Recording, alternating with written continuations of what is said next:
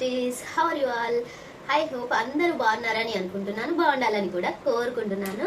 ఈరోజు వీడియో అయితే నా 5:30 AM నా 5 AM మార్నింగ్ రొటీన్ అయితే మీతో షేర్ చేసుకోవాలనుకుంటున్నాను.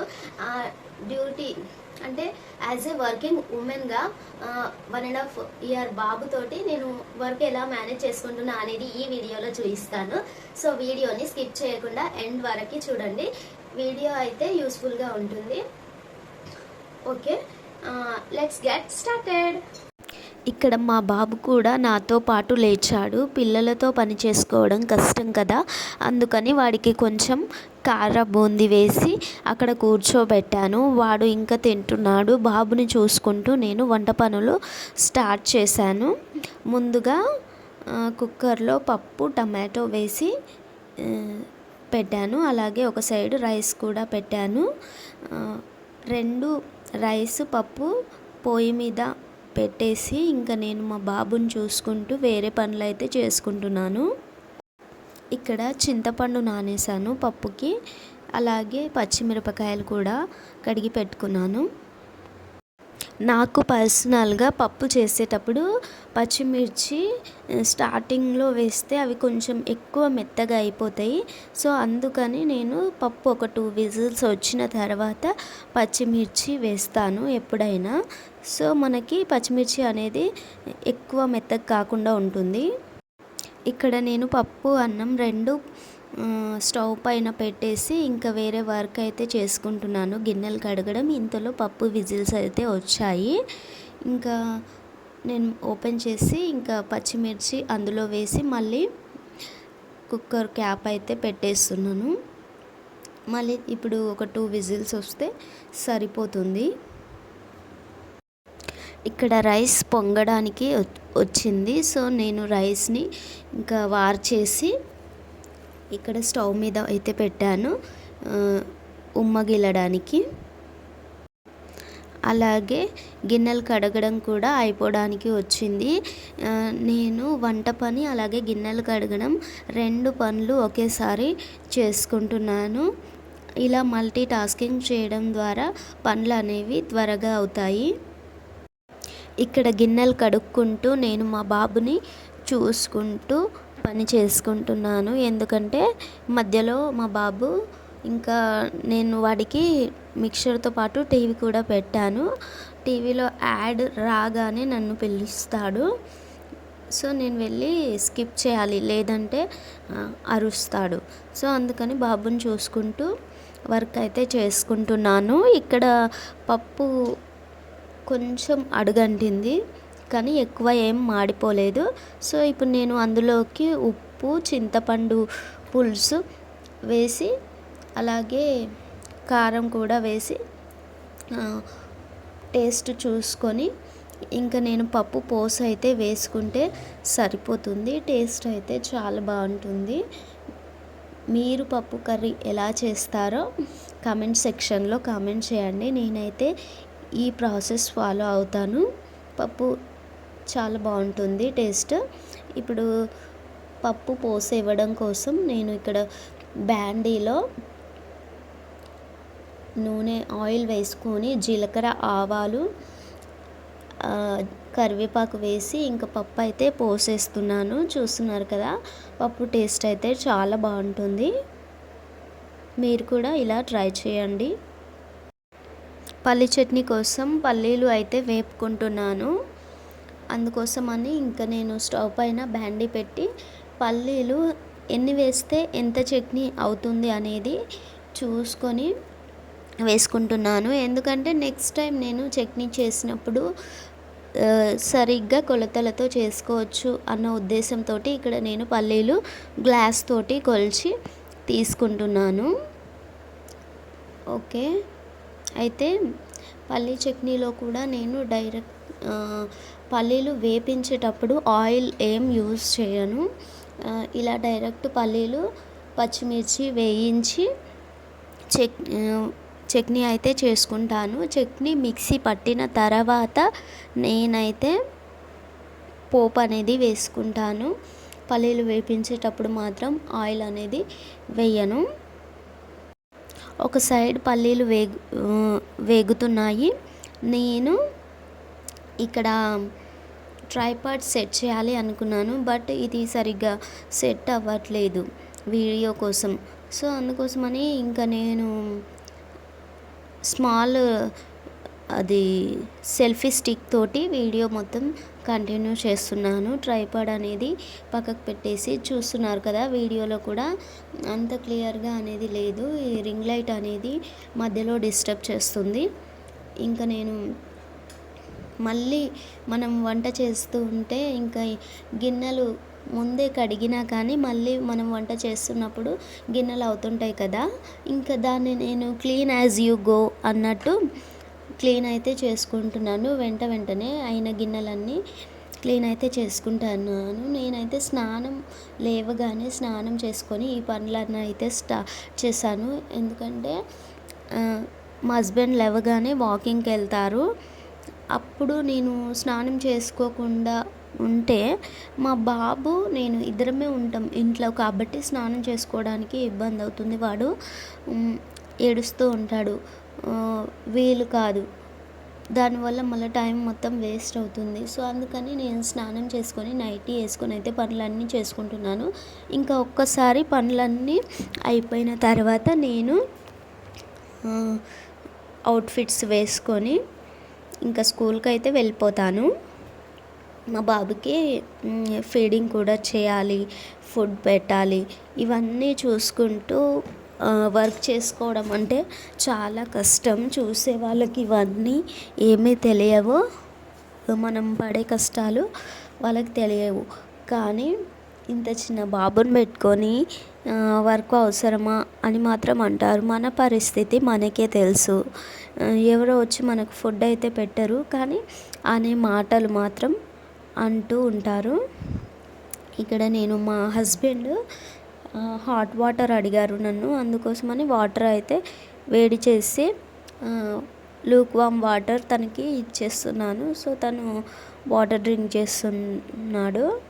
నేను ఇంకా తను ఏదో అడిగాడని సెర్చ్ చేసి మర్చిపోయి పక్కకి వెళ్ళిపోయాను. ఇంకా కిచెన్ పార్ట్ అయితే ఆల్ వర్క్స్ అయిపోయాయి.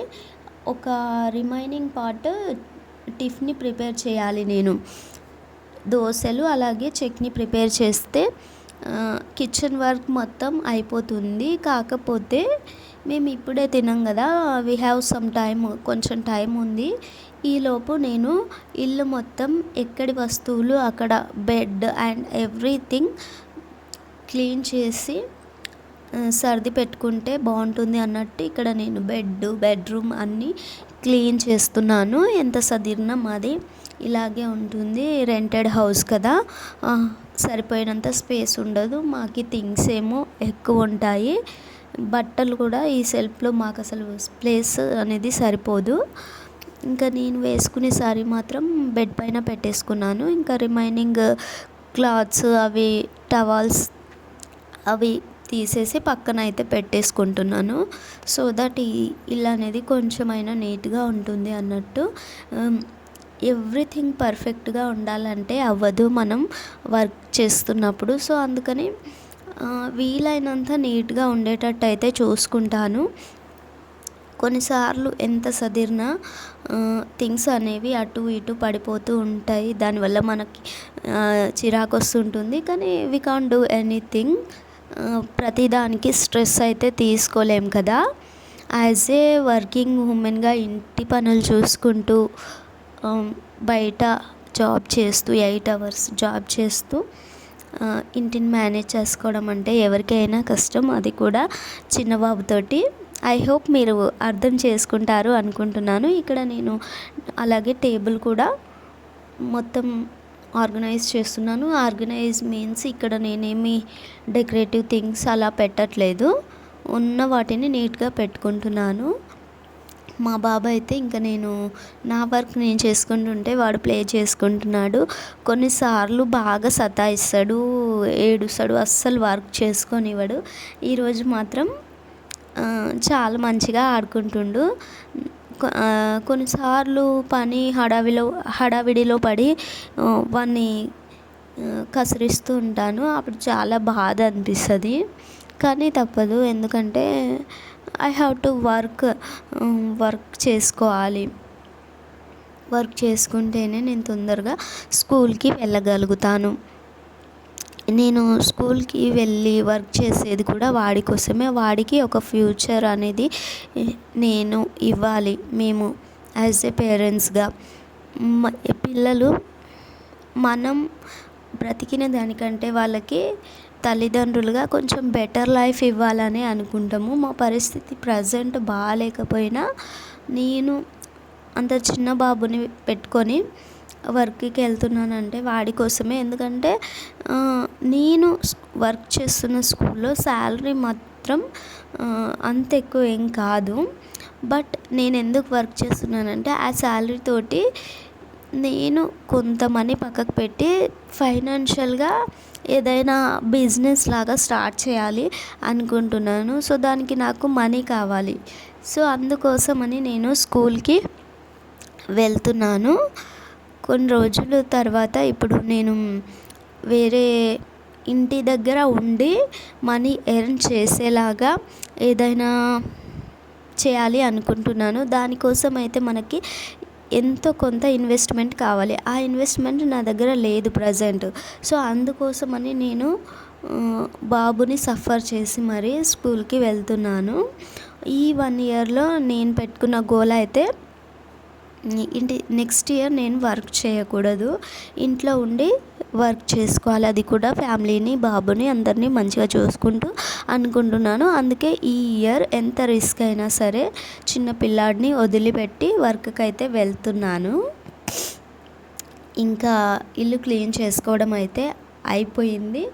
ఇప్పుడు నేను టిఫిన్ ప్రిపేర్ చేద్దాం అన్నట్టు స్టవ్ పైన దోశ పెనం పెట్టేసి ఇంకా చట్నీ పట్టేసుకుంటున్నాను. చట్నీ పట్టేసి ఇంకా అది చట్నీ దోశ రెండు ఒకేసారి అయిపోతాయి. సో అందుకని ఇక్కడ పెంక వేడెక్కే వరకు నేను దోశ చట్నీ ప్రిపేర్ చేస్తున్నాను.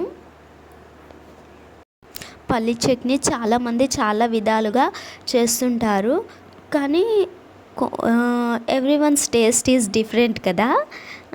నాకైతే ఇలాగే ఇష్టము. పల్లీ చట్నీ, పల్లీలు పచ్చిమిర్చి వేసి 2 వేపుకొని ఇంకా కూల్ అయిన తర్వాత మిక్సీ పట్టేసుకొని ఇప్పుడు నేను పోపు అనేది పెట్టుకుంటాను. టేస్ట్ అయితే చాలా బాగుంటుంది పల్లీ చట్నీ. ఇంకా చాలామంది పుట్నాలు అవి అలా వేసుకుంటారు. ఏ విధంగా చేసినా పల్లీ చట్నీ అయితే బాగుంటుంది. నాకు పర్సనల్గా ఇలా ఇష్టం, అందుకోసమని ఇలా చేస్తున్నాను. ఇంకా ఇక్కడ పెంక వేడైపోయింది. నేనైతే దోశలు వేయడం అయితే స్టార్ట్ చేశాను. అంత పెద్దగా అయితే ఏం వేయలేదు. ఫస్ట్ దోశ స్మాల్ సైజ్గానే వేశాను. చాలామంది ఫస్ట్ దోశ మంచిగా రాదు అంటారు కదా, మరి మీకు ఎలా వస్తుందో ఒక్కసారి కామెంట్ చేయండి, నేను కూడా తెలుసుకుంటాను. నాకైతే ఇక్కడ మరి దోశ పెనం బాగుంది అనుకుంటా, అందుకోసమే ఫస్ట్ దోశ అయినా కూడా నాకు ఎవ్రీ టైం మంచిగానే వస్తుంది. ఇక్కడ నేను అక్కడ దోశ అయ్యేలోపు పక్కన చట్నీ పోపు పెట్టుకుంటున్నాను. పోపులో కూడా నేను ఎక్కువ థింగ్స్ అయితే ఏమీ వేయను. జీలకర్ర, ఆవాలు, అలాగే కరివేపాకు వేసుకొని కొంచెం లిటిల్ టర్మరిక్ వేసుకొని చట్నీని అందులో వేసుకుంటే ఇంకా చట్నీ అయితే అయిపోతుంది. తినడానికి చాలా యమ్మీగా ఉంటుంది.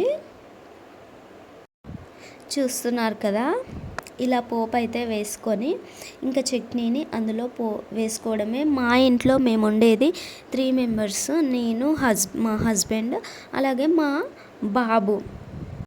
మా ముగ్గురికి సరిపడా చట్నీ అయితే చేసుకున్నాను. ఈ వీడియో అయితే ఇంతేనండి. ఇంకా మేము టిఫిన్ చేసేసి నేను రెడీ అయిపోతాను స్కూల్కి.